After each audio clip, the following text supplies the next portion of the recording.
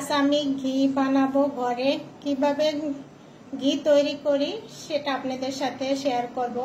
আমি গ্রাম থেকে দুধ নিয়ে আসি, আর সেই দুধ জাল দিয়ে যে সরটা হয় সেই সরটা রেখে দেই, তারপর আমি ঘি বানিয়ে নেই। আর এই যে বরফ আর পানি, এখন শিল্পাটা বেটে এটার মধ্যে নিয়ে নেব। আমি এখন এই সরগুলো বেটে নেব।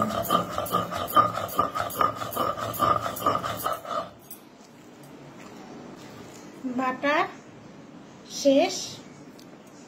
এখন আমি বরফ পানির মধ্যে কিভাবে ভিজিয়ে রেখে তুলে নেই সেটা আপনাদের সাথে এখন দেখাবো।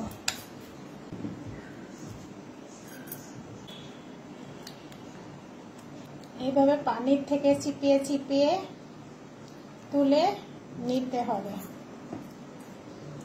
যখন এটা নিয়ে নিলাম, বরফ পানি থেকে নেওয়া শেষ, তুলে দেখেন অনেক বরফ পানি থেকে ভালো করে চিপিয়ে নিতে হবে, কোনো পানি জানি না থাকে, যে পানি নেই একটুও। আমি এখন ইতে বসাই দেব। আমি এখন সুইচ অন করে দিলাম। দেখেন এই যে আমার ঘিয়ের অবস্থা। আরও হবে ঘি, যখন ওই যে সাবাটা ভাজা ভাজা হয়ে যাবে তখন ঘি কমপ্লিট হবে। ঘিটা প্রায় হয়ে আসছে, দেখেন এই যে ইয়াটা এরকম যখন ভাজা ভাজা হয়ে যাবে তখনই আমার ঘিটা হয়ে গেছে। এখন ঠান্ডা হলে বাটিতে দেখেন লাস্টে আমার ঘিয়ের এটা এই যে, এখন আমি বাটিতে ছেঁকে নেব। যে